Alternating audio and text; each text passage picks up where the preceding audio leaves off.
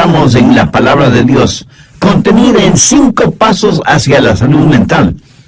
Y es posible que usted los esté necesitando. A muchos de nosotros nos hace falta una fórmula espiritual para enfrentar la depresión, luchar contra la ira, saber qué hacer con los resentimientos, la autocomiseración, la preocupación y el miedo.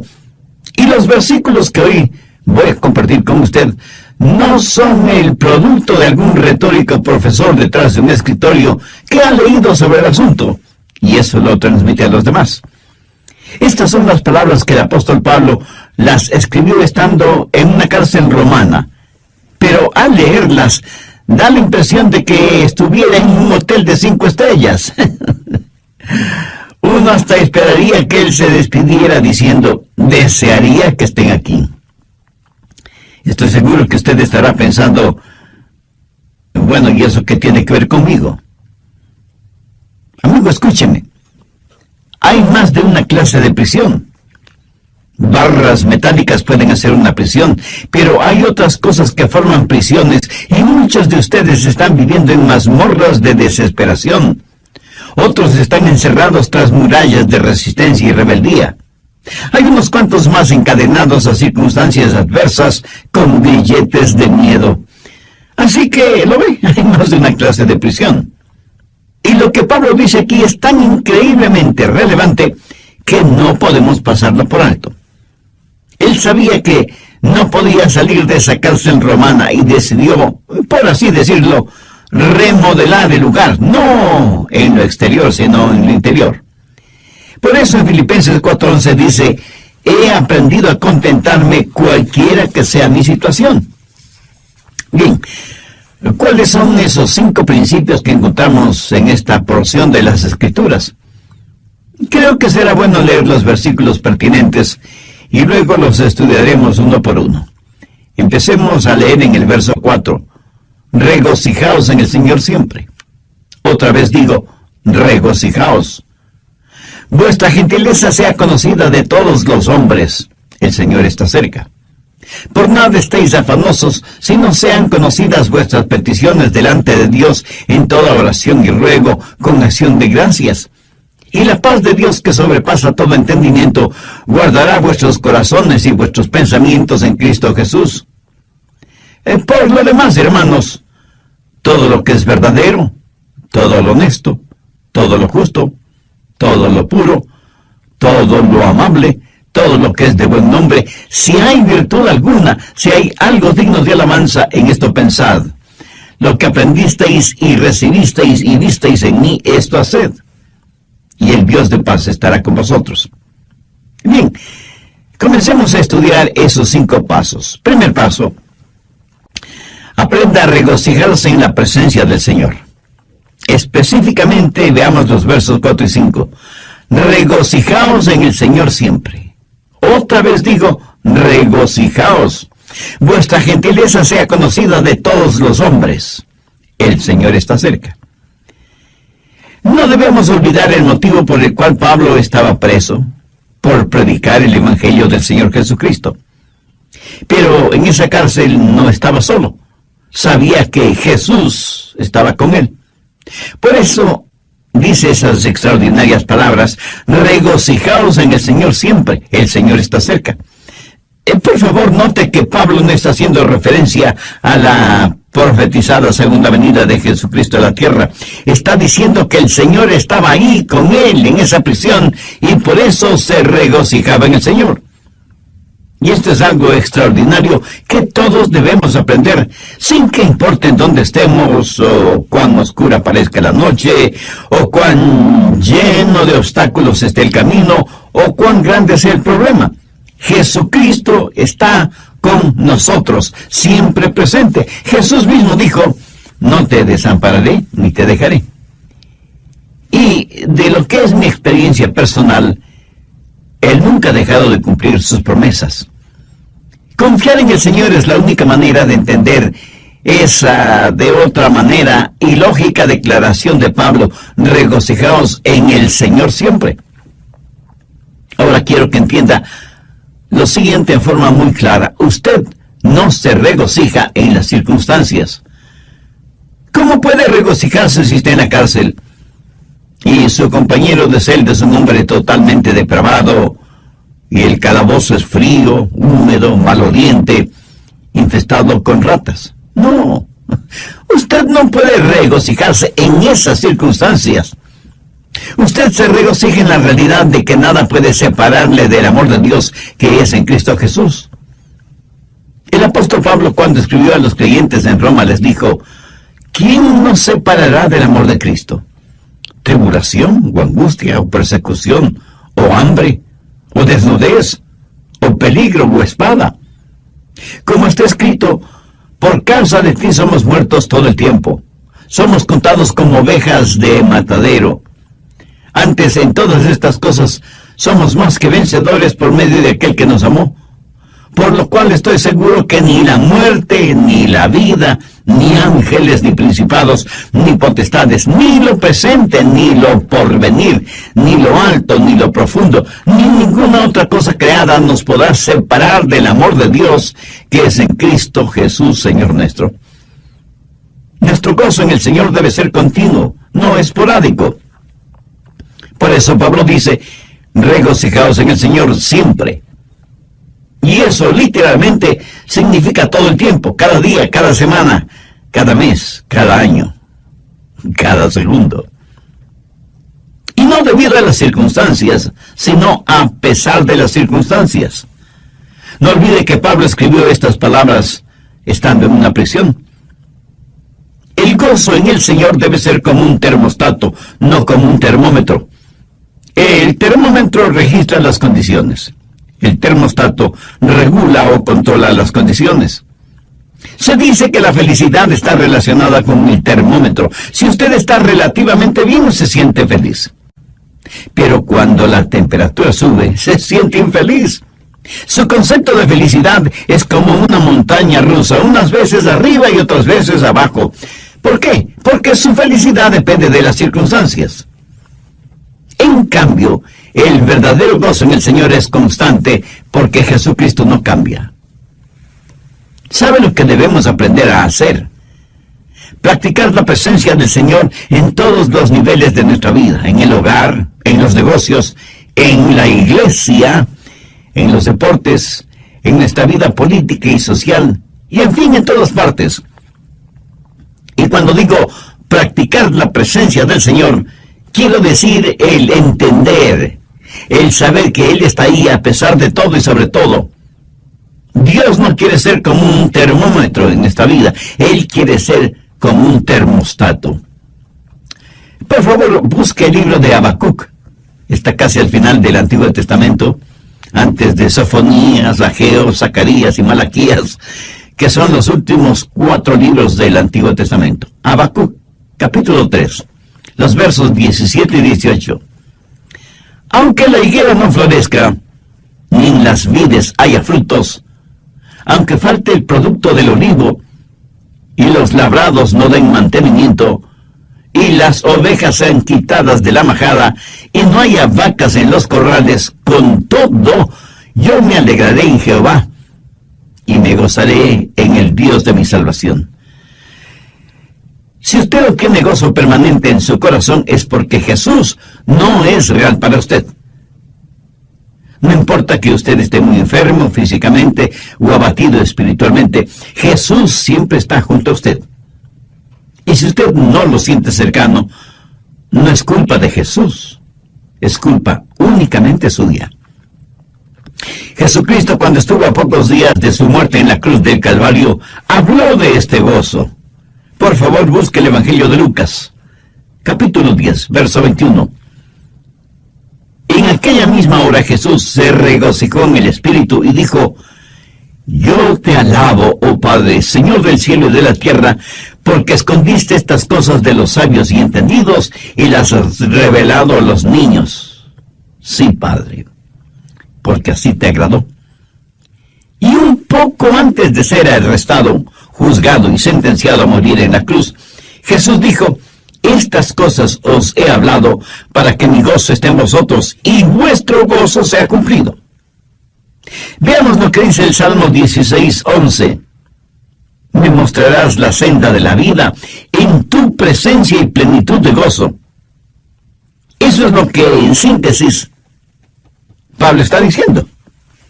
Aunque lo habían puesto en la cárcel y estaba fuertemente encadenado, no pudieron hacer lo mismo con el Cristo resucitado que estaba con él en esa prisión.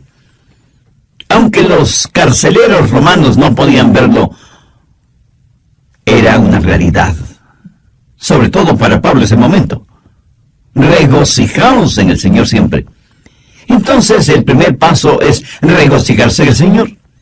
Si usted quiere tener una buena actitud mental, encuentre su gozo en el Señor, no en las circunstancias. Porque las circunstancias cambian, pero Jesús nunca cambia. Mírelo, considérelo, contémplelo, ámelo. Encuentre su gozo en Él.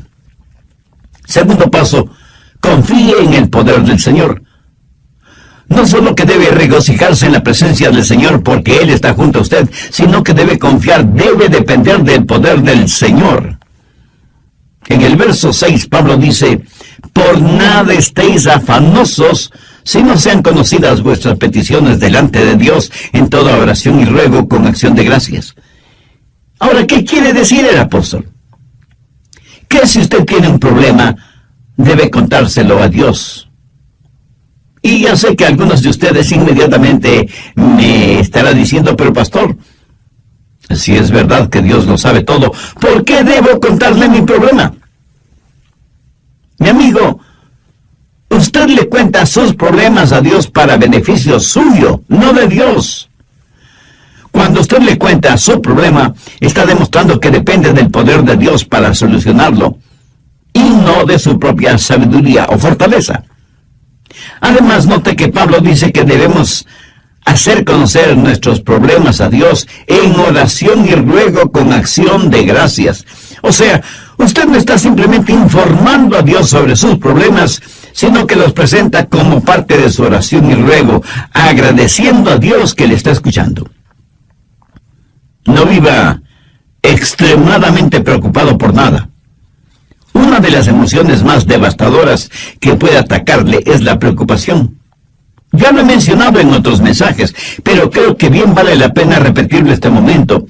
La preocupación hará en su mente lo mismo que la arena hace en un motor. Lo destruye. Si usted es dado a la preocupación extrema, no es nada mejor que un alcohólico, un drogadicto, un fumador o un jugador. La misma palabra preocupación conlleva la idea de división, de algo que se desgarra. En un lado está la mano de la esperanza y en el otro lado está la garra del miedo. Y usted, estando en la mitad, prácticamente se desgarra entre la esperanza y el miedo. En el capítulo 6 de Mateo, el Señor Jesús enfáticamente nos advierte contra la preocupación. Mire lo que dice el verso 27. ¿Y quién de vosotros podrá, por mucho que se afane, añadir a su estatura un codo? Esa frase, por mucho que se afane, no significa otra cosa que por mucho que se preocupe. Y la preocupación, francamente, no sirve absolutamente para nada. Bueno, en realidad, sí sirve para algo.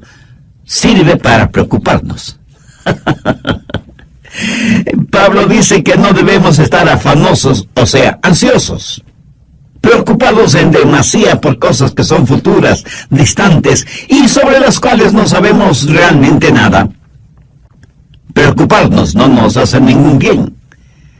La preocupación es como una silla mecedora, nos da algo en qué pensar, pero no nos conduce a ninguna parte. Los psicólogos del comportamiento humano dicen lo siguiente sobre la preocupación. 40% de aquello por lo cual nos preocupamos nunca llega a suceder. 30% ya ha sucedido. Y la preocupación nada puede cambiar. 12% es una preocupación innecesaria para usted. 10% de nuestras preocupaciones son de variada índole, por lo cual no necesitamos preocuparnos. Y solo, escuche, y solo el 8% del resto se podría considerar digno de preocupación. Pero aún este grupo se subdivide en dos categorías: los que pueden hacer algo al respecto y los que no pueden hacer absolutamente nada. Ahora, si usted puede hacer algo al respecto, pues hágalo. Y deje de preocuparse. Y si no puede hacer nada, su preocupación no va a cambiar nada. Así que deje de preocuparse. Por cada mal debajo del sol, o hay una cura o no lo hay. Si la hay, búsquela hasta encontrarla. Y si no la hay, pues mi amigo, olvídese del asunto. Jesús dijo que nadie puede añadir ni un centímetro a su estatura por medio de la preocupación. Ese gran escritor norteamericano que fue Mark Twain dijo: soy un hombre viejo que he tenido muchas preocupaciones, la mayoría de las cuales nunca sucedieron. La preocupación es inútil y hasta una pérdida de tiempo. Mire lo que Jesús dijo en Mateo 6:34. Así que no os afanéis, o sea, no os preocupéis por el día de mañana, porque el día de mañana traerá su afán, o sea, su propia preocupación. Basta cada día su propio mal. Lo cual quiere decir que cada día llega con su propia carga de preocupaciones. La preocupación no elimina los sinsabores del mañana, más bien los aumenta. Y al mismo tiempo nos quita el gozo de hoy. Cubre con nubes el sol de nuestra alegría y siembra de espinas y abrojos el sendero de nuestras esperanzas. No nos ayuda a enfrentar el mañana, porque Dios nos da la fortaleza para hoy. Cuando usted trae los problemas de mañana, sobrecarga su hoy. Y cuando usted llega al mañana, usted no está más listo de lo que estuvo hoy. Y la preocupación se vuelve el interés en problemas prestados. Además, usted llega al mañana menos preparado de lo que estuvo hoy y llega sin aliento porque trató de vivir el hoy en la fortaleza del mañana. Y al hacerlo, sobrecargó su hoy con las preocupaciones de su mañana. Y no me pida que lo repita todo eso porque no podría hacerlo. Jesús dijo que esa manera de actuar era propia de los gentiles. Mire, Lucas 6:32. Porque los gentiles buscan todas estas cosas. Cuando usted se preocupa desmedidamente, actúa mental. Desde el programa anterior estamos estudiando en el capítulo 4 de Filipenses 5 pasos hacia la salud mental, poniendo énfasis en primer lugar en la frase paulina: regocijaos en el Señor siempre. Entre otras cosas dije que el gozo en el Señor debe ser como un termostato, no como un termómetro. El termómetro registra las condiciones. El termostato regula o controla las condiciones. Se dice que la felicidad está relacionada con el termómetro. Si usted está relativamente bien, se siente feliz. Pero cuando la temperatura sube, pues se siente infeliz. Su concepto de felicidad es como una montaña rusa, unas veces arriba y otras veces abajo. Su felicidad depende de las circunstancias. En cambio, el verdadero gozo en el Señor es constante, porque Jesucristo no cambia. Bien, vamos a continuar con el material para hoy. Aunque no debemos preocuparnos excesivamente por nada, debemos orar fervientemente por todo. Y no faltará quien esté pensando ahora mismo: Pastor Rogers, ¿qué sabe usted de eso? Seguramente nunca ha tenido problemas ni preocupaciones. Mi amigo, permítame decirle lo siguiente. Si pudiera poner sus problemas en un montón y mis problemas en otro montón, y le diera a escoger qué montón quisiera usted tener, le aseguro que sin ninguna duda usted escogería su propio montón. Espero que me haya entendido. Y permítame decirle algo más. Esto de por nada estéis afanosos si no sean conocidas vuestras peticiones delante de Dios, no lo escribí yo, sino el apóstol Pablo, por inspiración divina. Así que la cura, el remedio para los afanes y preocupaciones es sencillamente el orar a Dios, que está junto a usted y que nunca le dejará. Oración que le dará poder, provisión y paz. En una revista encontré el siguiente pequeño artículo y dice: me encontré con Dios en la mañana cuando comenzaba el día, cuando su gloria llegaba hasta mi pecho con la salida del sol. Durante todo el día su presencia estuvo conmigo y juntos navegamos en mares tranquilos y tumultuosos. Otros barcos fueron azotados y barridos por la tormenta, pero los mismos vientos que ellos enfrentaron se transformaron en suave brisa frente a nuestro barco, porque Él estaba conmigo. Y pensé en otras mañanas, con gran remordimiento, cuando aflojé las amarras y me alejé de su presencia. Así que creo que conozco el secreto aprendido en el sendero de los problemas. Hay que buscar a Dios en la mañana, si queremos que Él esté con nosotros durante todo el día. Abra la puerta de cada mañana con oración. Si algo es lo suficientemente grande como para preocuparle a usted, también es lo suficientemente grande delante de Dios y Él le ayudará. Mi amigo, no piense que hay cosas demasiado pequeñas o insignificantes como para dárselas o decírselas a Dios. Ore a Dios por todo y en todo tiempo. Se cuenta de un misionero en África que un día se encontró frente a un voraz león y oró y pidió a Dios que Él le librara de las garras y fauces de ese león. Y Dios así lo hizo. Esa noche en su casa, él trató de dormir, pero un mosquito lo mantuvo despierto toda la noche. A la mañana siguiente, él tenía profundas ojeras por el hecho de haber estado despierto toda la noche. Ese mismo momento el Espíritu Santo habló a su corazón diciéndole: pediste al Padre que te librara del león, pero pensaste que podías enfrentar al mosquito por ti mismo y perdiste la batalla, ¿verdad? Piénselo. Porque esto nos sucede a todos. Creemos que necesitamos a Dios para las cosas grandes, pero no para las cosas pequeñas. Esas las podemos manejar nosotros mismos. ¡Qué tremendo error! Por nada estéis afanosos, si no sean conocidas vuestras peticiones delante de Dios, en toda oración y ruego con acción de gracias. Algunos dicen: pastor, es que yo no quiero molestar a Dios con cosas insignificantes. Y yo a la vez tengo que preguntarle: ¿y si son insignificantes, por qué se preocupa tanto por ellas? ¿Hay algo que sea demasiado grande o demasiado pequeño para Dios? ¿Sabe cuál es en realidad nuestro mayor problema? El dejar a Dios fuera de nuestros problemas. Tercer paso: medite en la provisión del Señor. Cuando pedimos a Dios que nos ayude, debemos hacerlo con una actitud de agradecimiento. Pablo termina el verso 6 con las siguientes palabras: con acción de gracias.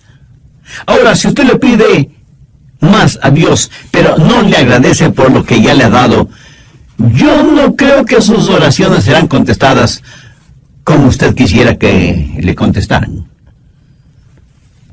¿Sabía que no hay mayor expresión de fe que la gratitud y que la preocupación es la mayor expresión de ingratitud? Piénselo. La gratitud es la mayor expresión de la fe y la ingratitud es la mayor expresión de la ingratitud, de la preocupación, de la incredulidad. Por lo tanto, rehúse el preocuparse innecesariamente. Deje sus problemas en manos de Dios y agradezca.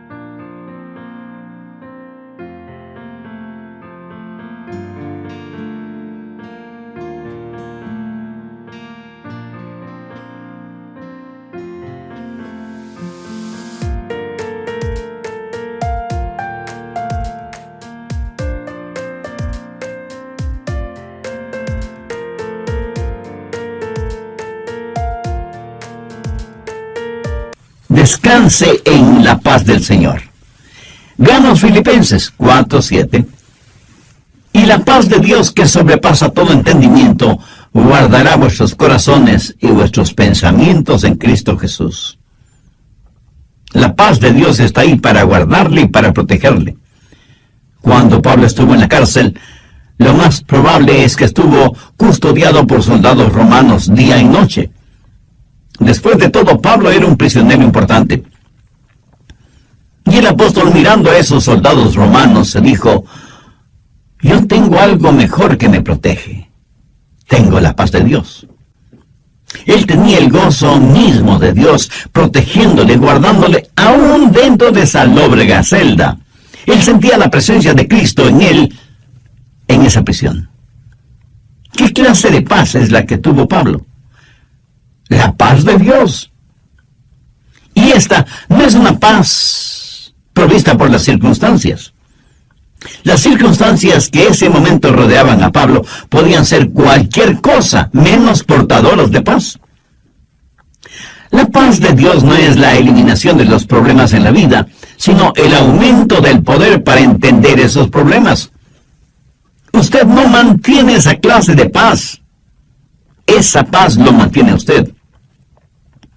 La paz de Dios está muy por encima de lo que podemos entender. No está encerrada en una botella de licor, ni en una hipodérmica con droga. Un doctor no se la puede recetar. Un psicólogo no se la puede proporcionar. Un amigo no se la puede brindar. Lo académico no se la puede enseñar.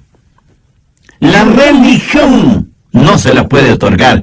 Y ninguna ley se la puede dar.